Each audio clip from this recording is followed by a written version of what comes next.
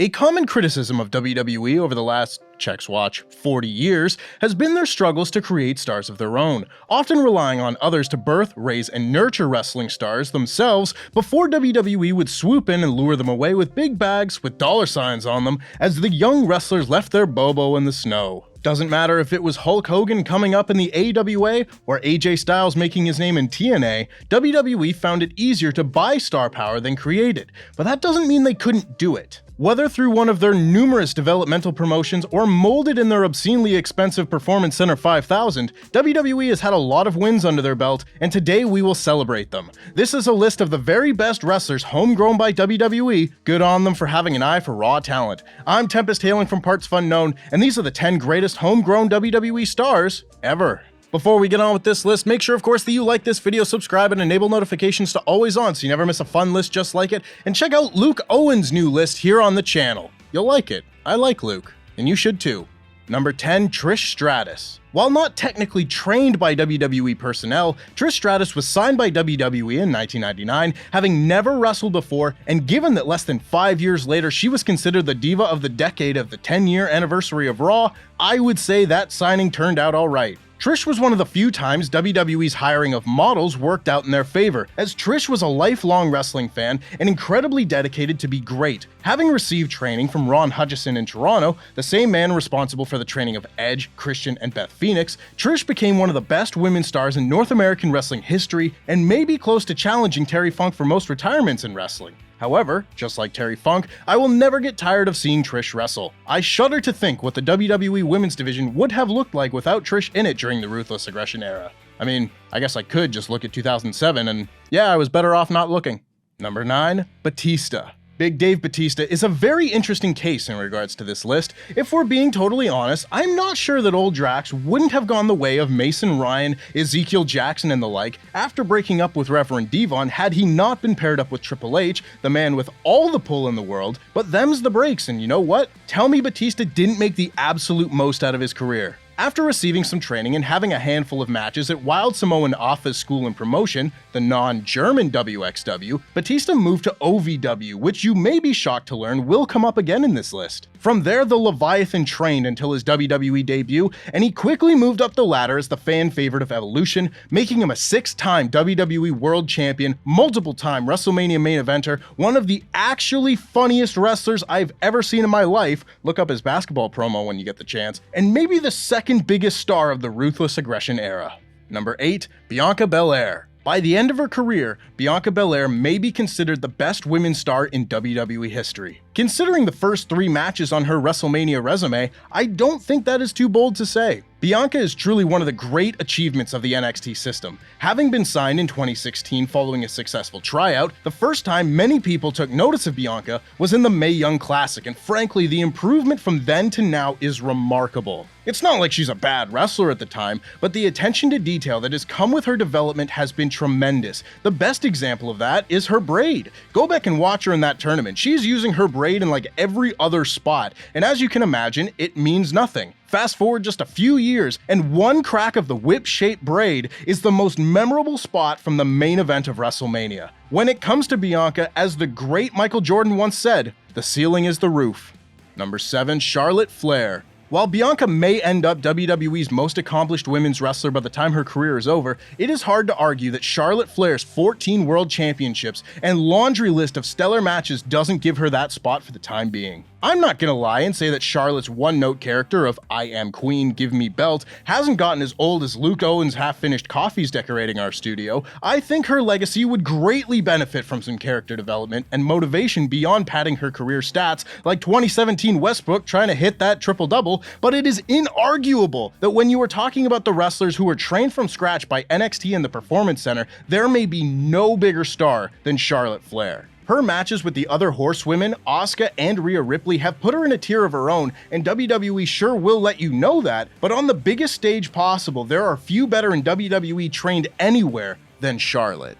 Number 6, Randy Orton. Signed by WWE in 2000 after a handful of matches in Missouri, Randy Orton was assigned to WWE's developmental territory, Ohio Valley Wrestling. We've not heard the letters OVW much to this point in this list, but you will best believe that is about to change. For as much talent as the Performance Center has produced, the OVW class of 2002 alone would set Ohio Valley Wrestling apart as one of the great producers of talent in WWE history. Randy Orton is one of the smoothest and most natural wrestlers to ever come through WWE, and his 2-decade career, 14 world titles, WrestleMania main events, stellar matches, and legendary status cement his legacy as one of the greatest WWE superstars of all time. This list really applies to Orton as well. There are very few people who are more WWE guys than Randy Orton. In many ways, he's the prototypical WWE star and has built a career that WWE will tout as one of the best ever for years and years to come. Admire your work on this one, WWE.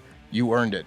Number 5, Roman Reigns. From one of the standouts of Ohio Valley Wrestling to the biggest star ever produced by Florida Championship Wrestling, Roman Reigns may not have started out as one of the best WWE stars out there, but he damn sure has gotten there. When Reigns was called up from NXT in 2012, he had only been wrestling for 2 years in FCW and the Performance Center. His limited time there left him green, but he was protected in a trio and given a chance to develop on the main roster. After a while, he could be relied upon to have great matches, and once WWE finally stopped trying to make him John Cena Jr., Reigns came into his own as a character and has not looked back since. His training in WWE's developmental system didn't exactly make him the star that he has become, but Roman Reigns was just a late bloomer, what can I say? Now he's one of the greatest WWE champions of all time, with a list of great matches a mile long and a sometimes obnoxious WrestleMania main event resume to his name. Suffer and succotash, what a career.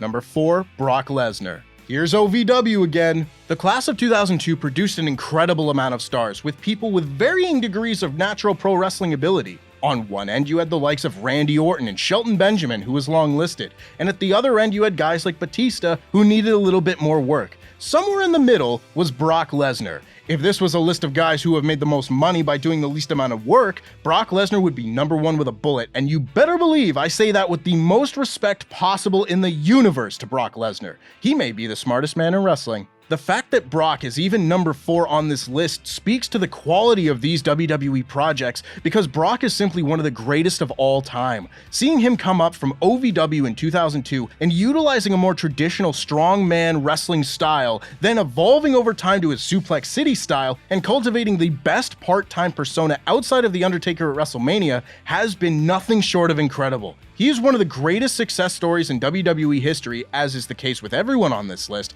but we are really in the S tier now, and the S stands for suplex.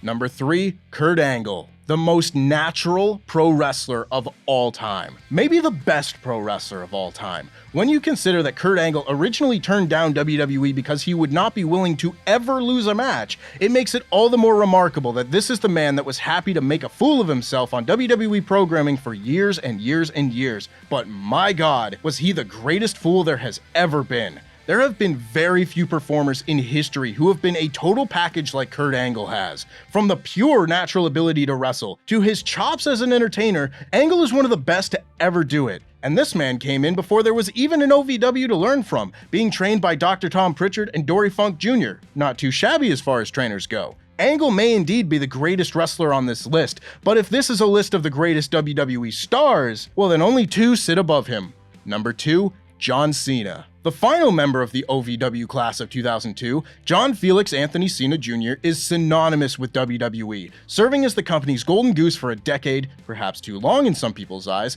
but a run unparalleled in WWE history. Having wrestled a number of matches for UPW in California, including some against Samoa Joe, how did we never get that Mania match, WWE? Cena was signed to a WWE developmental deal in 2001 before eventually making his ruthlessly aggressive debut against Kurt Angle in 2002. On that previously mentioned scale of natural to not natural, Cena would definitely have landed near the latter end. Some might argue he struggled to ever move more towards the middle of that scale, but that did not stop him from becoming one of the 5 biggest superstars WWE and wrestling in general has ever seen. His success in the movies these days just goes to show how big his star has grown, but if you need someone to rattle off John Cena's resume, well, it would take more time than I've got today. Let's just say it's a lot.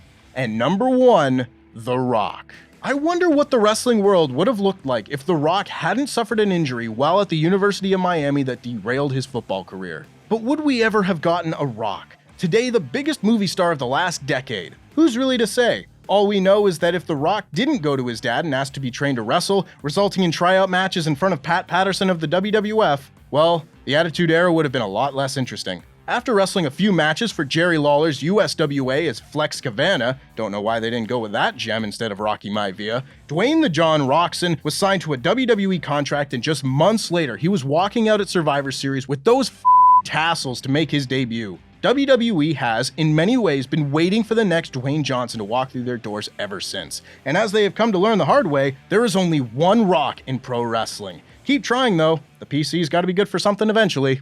And that's our list. Make sure, of course, that you like this video, subscribe, and enable notifications to always on, and check out a clip from Luke Owen's list right here. It shocked people, absolutely, but there was enough groundwork done so that people understood it. And in storytelling, that's the goal. Serving up well-foreshadowed surprises so that people don't feel like fools for investing their time watching. These heel turns are not that. These are heel turns that will make you